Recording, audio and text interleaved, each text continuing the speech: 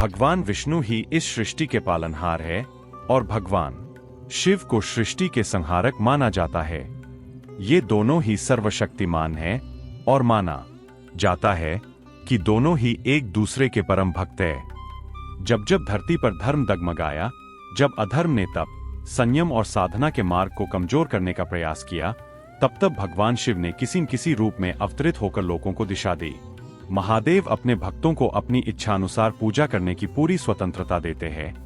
कोई नियम नहीं, कोई सही या गलत तरीका नहीं, बस भक्ति होनी चाहिए। अक्सर आपने देखा होगा कि शिव मंदिरों में पूजा के लिए शंख का प्रयोग नहीं किया जाता। क्या आप इसके पीछे के कारण को जानते हैं?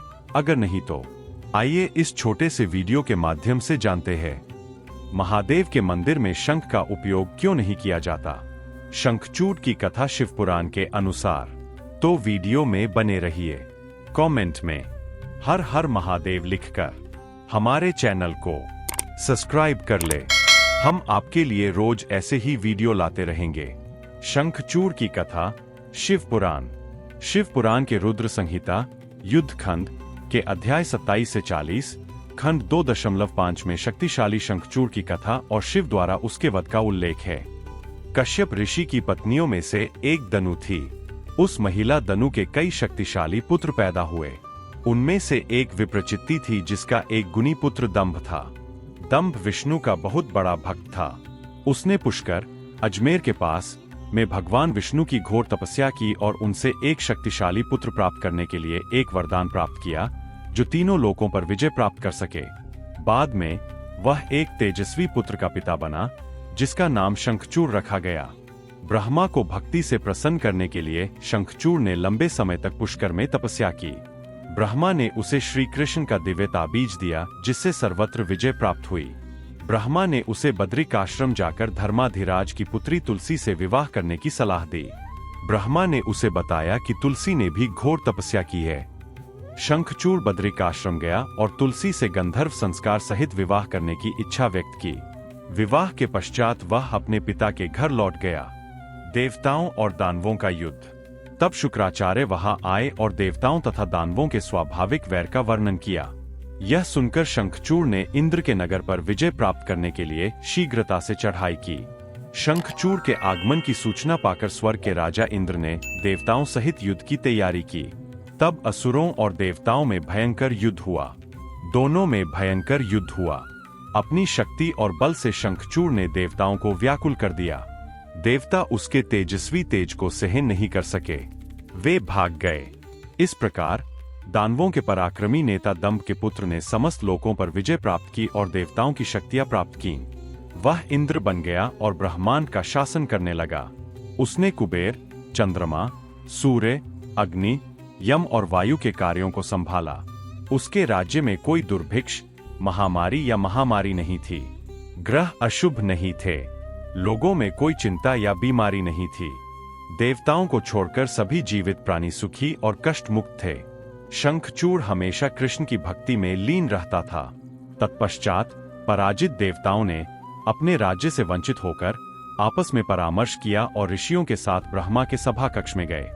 देवताओं और ऋषियों को सांत्वना देने के बाद ब्रह्मा उनके साथ वैकुंठ गए जो सज्जनों को सुख प्रदान करता है। देवताओं ने अपना दुख भगवान विष्णु को बताया और उनकी शरण ली।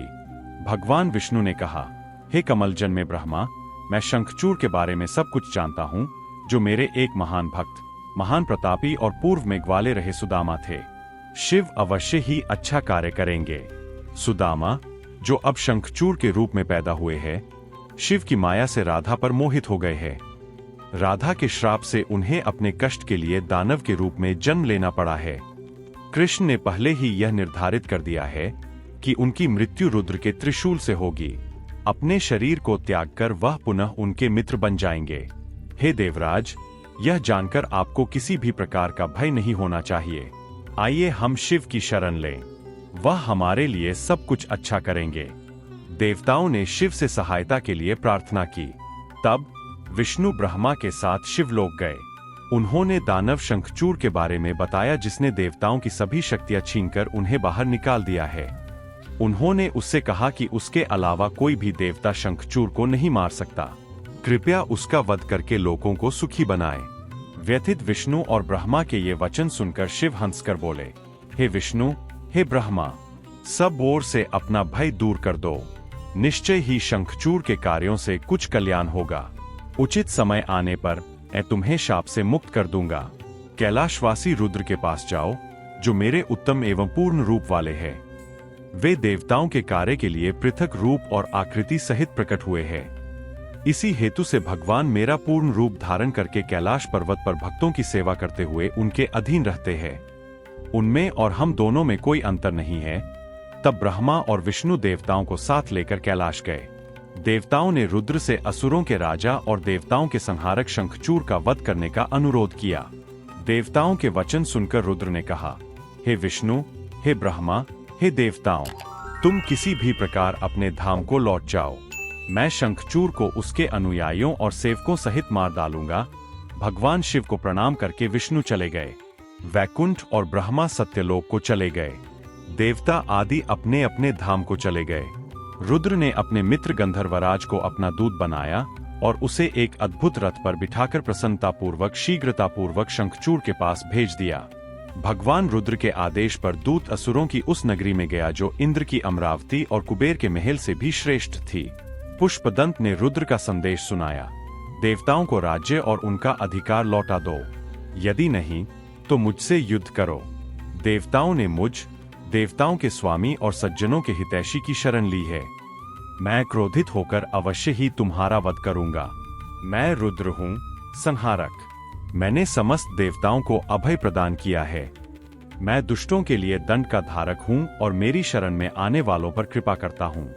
पुष्पदंत के ये वचन सुनकर राजा शंखचूड़ हंसे और फिर उनसे बोले, मैं भगवान को राज्य कभी नहीं लौटाऊंगा। मैं तुमसे युद्ध करूंगा। तुम देवताओं के पक्षपाती हो। शंखचूड़ के ये वचन सुनकर रुद्र के दूत जोर से हंसे और फिर असुरों के स्वामी से अभिमान पूर्वक बोले। पुष्पदंत बोले, महान राजन, आप शिव के गणों का सामना नहीं कर सकते, फिर आप स्वयं भगवान शिव का सामना कैसे कर सकते हैं? इसलिए देवताओं को उनके अधिकार के पद पूरी तरह से लौटा दीजिए। हे श्रेष्ठ दानव, शिव को एक साधारण देवता न समझें। वे वास्तव में सभी के स्वामी हैं। इंद्र और अन्य देवता उनकी आज्ञा का पालन करते हैं। सिद्ध, कुलपितामह, ऋषि और नागदेव सभी उनका अनुसरण करते हैं। वे विष्णु और ब्रह्मा के अधिपति हैं। वे गुणों से युक्त और निर्गुण दोनों हैं। उनकी सिकुड़ी हुई भौं के मात्र एक झटके से सब कुछ विलीन हो जाता है। शिव देवताओं के पूर्ण रूप है। लोकों के सहार के कारण, सज्जनों के लक्ष्य और दुष्टों के संहारक है। वे विपथन से मुक्त है। वे महानतम से भी महान हैं। देवताओं को उनके राज्य और अधिकार के पद लौटा दीजिए। हे प्रिय, इस प्रकार तुम्हारा कल्याण होगा, अन्यथा भय तुम्हें घेर लेगा। यह सुनकर दानवों के पराक्रमी राजा ने कहा, मैं उसके साथ युद्ध किए बिना न तो राज्य छोड़ूंगा और न ही अधिकार के पद। यह निश्चित है। मैं तुमसे सच कहता हूं। जाओ और शिव को ठीक वही बताओ जो मैंने तुमसे कहा है। उन्हें वही करने दो जो उचित है। अधिक बात मत करो। दूत के उन शब्दों को सुनकर देवताओं के क्रोधित सम्राट शिव ने वीरभद्र और अन्य गणों से कहा, हे वीरभद्र, हे आठ भैरव, सीमा रक्षक, मेरे आदेश पर मेरे पुत्रों के साथ गणों को रवाना होने दो। उन बलवानों को तैयार और पूरी तरह से हथियारों से सुसज्जित होने दो। भद्रकाली को अपनी सेना के साथ युद्ध के लिए रवाना होने दो। मैं अभी शंखचूड़ को मारने के लिए रवाना होता हूँ। इस प्रकार आदेश देकर भगवान शिव अपनी सेना के साथ चल पड़े। इस बीच सेना के समग्र सेनापति कार्तिकेय और गणेश पूरी तरह से हथियारों से सुसज्जित और युद्ध के लिए तैयार खुशी से शिव के पास आए। अष्ट भैरव, भयंकर 11 रुद्र, अष्ट वसु, 12 आदित्य, इंद्र, अग्निदेव, चंद्रमा, विश्वकर्मा, अश्विन, कुबेर, यम, निरति, नलकूबर, वायु, वरुण, बुध, मंगल, अन्य ग्रह और पराक्रमी कामदेव भगवान शिव के साथ गए। उग्रदंड, उग्रदंष्ट्र, कोरट और कोटक भी गए। स्वयं महाबली भद्रकाली 100 भुजाओं वाली रत्नजलित हवाई रथ पर विराजमान थीं। उन्होंने लाल वस्त्र और लाल माला धारण की हुई थी। उन्होंने अपने शरीर पर लाल उपटन लगाया हुआ था। दूत के लौटने पर पराक्रमी शंखचूड़ ने भीतर जाकर अपनी पत्नी तुलसी को सारा वृत्तांत सुनाया। उसने अपने पुत्र को दानवों का स्वामी घोषित किया। उसने अपनी पत्नी, अपना राज्य और अपनी संपत्ति अपने पुत्र की देखभाल में सौंप दी। उसने अपने सेनापति कालकेय मौर्य, दोहरद और कालक को बुलाया और उन्हें शिव से युद्ध के लिए तैयार रहने का आदेश दिया। वे त्रावणकोर की पहाड़ियों और पश्चिमी घाट के सुदूर दक्षिणी भाग के पास तैनात थे। शंखचूड़ ने एक महान ज्ञानी दानव को अपना दूत बनाकर शिव के पास भेजा। शिव को देखते ही दूत ने श्रद्धा पूर्वक अपने हाथ जोड़े और उन्हें प्रणाम करते हुए शुभ वचन बोले। हे प्रभु, मैं शंखचूड़ का दूत हूँ और आपके पास आया हूँ। आप क्या चाहते हैं? कृपया मुझे बताएं। शंखचूड़ के ये वचन सुनकर भगवान शिव प्रसन्न हुए और बोले, पूर्व जन्म में तुम एक ग्वाले और कृष्ण के सेवक थे। ग्वालों में तुम गुणवान थे। राधा के शाप के परिणाम स्वरूप तुम दानव रूप में जन्मे हो और दानवों के राजा बन गए हो। तुम संयोग से एक दानव के रूप में पैदा हुए हो। तुम वास्तव में कोई दानव नहीं हो। अपने पूर्व जन्म को समझकर तुम देवताओं के प्रति अपनी शत्रुता छोड़ दो। उनके प्रति दुर्भावना मत रखो। तुम उत्साह पूर्वक अपने राज्य का आनंद ले सकते हो। देवताओं को उनका राज्य लौटा दो। देवताओं को अपने क्षेत्र में रहने दो। दूत ने कहा, हे प्रभु, आपने जो कहा है वह सत्य है। यदि यह सब पर समान रूप से लागू होता है तो मैं इस पर विचार करके आपको बताऊंगा। चक्रधारी भगवान विष्णु ने प्रलय के सागर में श्रेष्ठ दैत्यों मधु और कैटब के मस्तक क्यों काटे? हे शिव, आप भी देवताओं के पक्षधर के रूप में प्रसिद्ध है। आपने त्रिपुरों से युद्ध करके उन्हें भस्म क्यों कर दिया? बलि को सब कुछ से वंचित करने के बाद उसे सुतल आदि लोकों में क्यों भेज दिया गया? क्या विष्णु उसके उद्धारक बनकर उसके द्वार पर गए थे? हिरण्याक्ष को उसके भाई सहित देवताओं ने क्यों सताया? शुंभ आदि असुरों को देवताओं ने क्यों पतित किया? पूर्व काल में जब समुद्र मंथन हुआ था तब देवताओं ने अमृत पी लिया था। सारा कष्ट और दबाव हमारा था, परंतु देवताओं ने हमारे प्रयास का फल भोगा। आपका हमसे प्रतिद्वंद्विता करना अत्यधिक लज्जास्पद है, क्योंकि आप देवताओं के साथ साथ जगत के भी स्वामी हैं। हे असुरों, तुम परम आत्मा हो। ये शब्द सुनकर त्रिनेत्रधारी भगवान हंसे और प्रमुख दानव से मधुर स्वर में वही कहा जो उचित लगा। भगवान शिव ने कहा, हम अपने भक्तों के अधीन हैं। हम कभी स्वतंत्र नहीं होते। हम उनकी इच्छानुसार ही उनके कार्य संपन्न करते हैं। हम किसी एक के पक्षधर नहीं हैं। पूर्व काल में भगवान विष्णु का प्रलय के सागर में श्रेष्ठ दैत्य मधु और कैटब के साथ हुआ युद्ध ब्रह्मा की पूर्वानुमति से ही हुआ था। प्रहलाद के निमित्त देवताओं की प्रार्थना पर भक्तों के हित में कार्य करते हुए हिरण्यकशिपु का वध हुआ था। पूर्व काल में देवताओं की प्रार्थना पर ही मैंने त्रिपुरों से युद्ध करके उन्हें भस्म कर दिया था। पूर्व काल में देवताओं की प्रार्थना पर ही सबकी माता, सबकी देवी पार्वती ने शुंभ आदि के साथ युद्ध करके उनका वध किया था। आज भी देवता ब्रह्मा की शरण में है और वे देवताओं तथा भगवान विष्णु सहित मेरी शरण में है। हे दूत, विष्णु, ब्रह्मा आदि की प्रार्थना मानकर मैं सबका स्वामी होते हुए भी देवताओं के युद्ध में यहाँ आया हूँ। शंखचूड़ के पास जाओ और उससे कहो कि मैंने कह दिया है। उसे वही करने दो जो उचित है। मैं देवताओं का कार्य पूरा करूंगा। शिव की सेना का युद्ध। दूत वापस लौटा और शिव के शब्दों का उल्लेख किया। यह सुनकर पराक्रमी दानव शंखचूड़ ने युद्ध का विकल्प स्वीकार कर लिया। उन्होंने अपनी सेना को शिव के विरुद्ध आज्ञा दी। शिव ने भी अपनी सेना और देवताओं को उकसाने के लिए जल्दबाजी की। देवताओं और दानवों दोनों की सेना ने धर्मपूर्वक युद्ध किया। उस महान युद्ध में कई दिव्य और चमत्कारी हथियार फेंके गए। लंबे समय तक देवताओं और दानवों के बीच महान युद्ध जारी रहा, भयानक और कोलाहलपूर्ण लेकिन नायकों के लिए आनंददायक। फिर देवता दानवों से हार गए। देवताओं आदि की पराजय देखकर तथा उनका भयपूर्ण क्रंदन सुनकर शिवजी अत्यंत क्रोधित हुए। उन्होंने अपने तेज से अपने गणों का बल बढ़ाया। शिवजी की आज्ञा पाकर शिवपुत्र महानायक कार्तिकेय ने दानवों की सेना के साथ निर्भय होकर युद्ध किया। कार्तिकेय के असंख्य बाणों से घायल होकर दानव भयभीत होकर भाग गए। जो बचे वे मारे गए। कार्तिकेय का अद्भुत भयंकर युद्ध देखकर शंखचूड़ क्रोधित हो गया और स्वयं युद्ध के लिए तैयार हो गया। उसके बाणों की बौछार भयानक थी।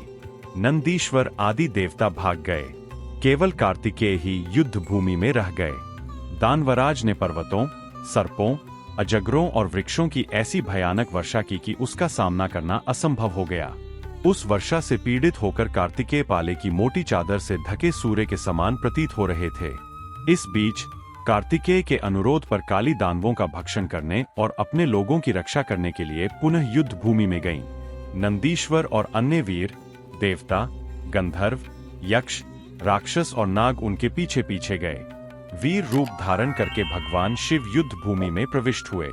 शिव को देखते ही शंखचूड़ हवाई रथ से उतरा, बड़ी भक्ति से प्रणाम किया और भूमि पर गिर पड़ा। उन्हें प्रणाम करने के बाद वह तुरंत अपने रथ पर सवार हो गया। उसने शीघ्रता से युद्ध के लिए तैयारी की और धनुष बाण धारण कर लिए। शिव और दानवों के बीच युद्ध 100 वर्षों तक चला और उन्होंने भयंकर युद्ध किया। एक लंबी लड़ाई के बाद शक्तिशाली भगवान शिव ने उसका वध करने के लिए अचानक अपना त्रिशूल उठा लिया। तब उसे रोकने के लिए एक निर्जीव दिव्य आवाज ने कहा, हे शिव, अब त्रिशूल मत फेंकिए, कृपया इस अनुरोध को सुने। हे शिव, आप निश्चित रूप से पूरे ब्रह्मांड को एक पल में नष्ट करने में सक्षम हैं। फिर एक दानव शंखचूड़ के संबंध में क्या संदेह है? फिर भी वेदों द्वारा निर्धारित सीमा की अवहेलना आपको नहीं करनी चाहिए, भगवान। हे भगवान शिव, ब्रह्मा ने उल्लेख किया है कि जब तक वह विष्णु का कवच धारण करता है और जब तक उसकी पत्नी वैवाहिक निष्ठा बनाए रखती है, तब तक शंखचूड़ की न तो मृत्यु होती है और न ही बुढ़ापा। कृपया उन शब्दों को सत्य करें। इस दिव्य आवाज को सुनकर शिव ने कहा, ऐसा ही हो।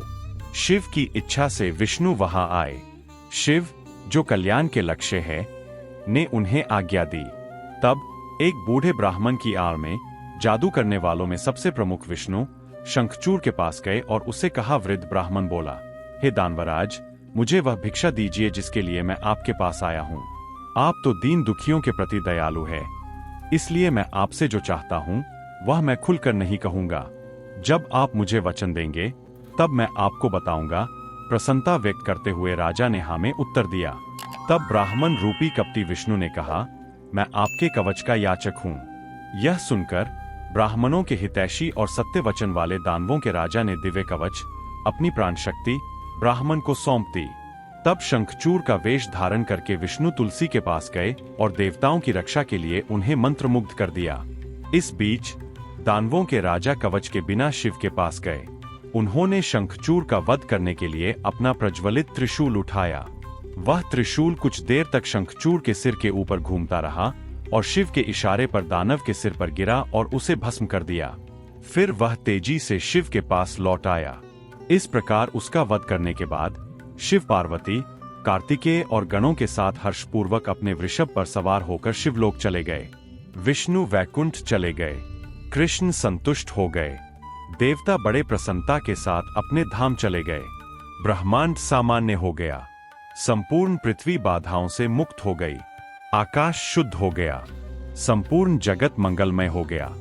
शंखचूड़ का पूर्व जन्म। शंखचूड़ एक राक्षस जिसका अर्थ शंख होता है, एक परम विष्णु कृष्ण भक्त था। वह पूर्व जन्म में गोलोक में सुदामा था। एक दुर्भाग्यपूर्ण दिन सुदामा और राधा के बीच युद्ध हुआ और राधा ने सुदामा को अगला जन्म राक्षस रूप में लेने का श्राप दिया। शंखचूड़ ने तुलसी से विवाह किया। वह अहंकारी था और सभी के लिए, लोगों, देवताओं आदि के लिए परेशानियां खड़ी कर रहा था। सभी देवता मदद के लिए शिव के पास गए और उन्होंने उन्हें वचन दिया कि वे उसका वध करेंगे। अंततः महादेव ने शंखचूड़ नामक राक्षस का वध कर दिया, लेकिन चूंकि वह विष्णु का भक्त था, इसलिए उसकी अस्थियों से शंख बनाया गया, जिसका उपयोग विष्णु पूजा में किया जाता था। हालांकि शिव पूजा में शंख वर्जित है, क्योंकि दोनों विपरीत दिशाओं में थे। मना करने का कारण, आज हमारे पास जो शंख है वह शंखचूड़ के अवशेषों से नहीं बना है। शंख स्वयं शंख नहीं है, बल्कि शंखचूड़ के अवशेषों से बना होने के कारण शिव पूजा में शंख वर्जित है। एक भयंकर युद्ध हुआ और नारायण ने शंखचूड़ का रूप धारण करके तुलसी की तपस्या भंग की। यह तपस्या शंखचूड़ का सुरक्षा कवच थी। शिव पुराण में उल्लेख है कि भगवान शिव की पूजा में शंख का प्रयोग नहीं करना चाहिए।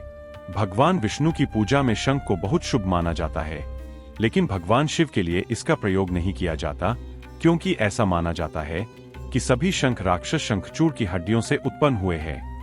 मैं फिर से याद दिलाना चाहूंगा कि यह कोई पौराणिक कथा नहीं है। महालक्ष्मी शंख में निवास करने वाली देवता है। महालक्ष्मी विष्णु नारायण केशव की पत्नी है। वैष्णव दर्शन के अनुसार विष्णु परम देव है। महालक्ष्मी जीवात्मा है, लेकिन मूलतः एकमात्र मुक्त आत्मा है और देवत्व, ज्ञान और गुणों में विष्णु के बाद दूसरे स्थान पर है। वैष्णव कक्ष तारतम्य के अनुसार शिव रुद्र पांचवें सबसे दिव्य देव है। शिव विष्णु के पौत्र है। लक्ष्मी की पूजा परम देव विष्णु की है, क्योंकि वे उनके पति और परम देव है। विष्णु का अभिषेक सदैव शंख से किया जाता है, क्योंकि लक्ष्मी शंख में निवास करती है। इसलिए शिव का अभिषेक शंख से नहीं किया जाता है। नमः शिवाय।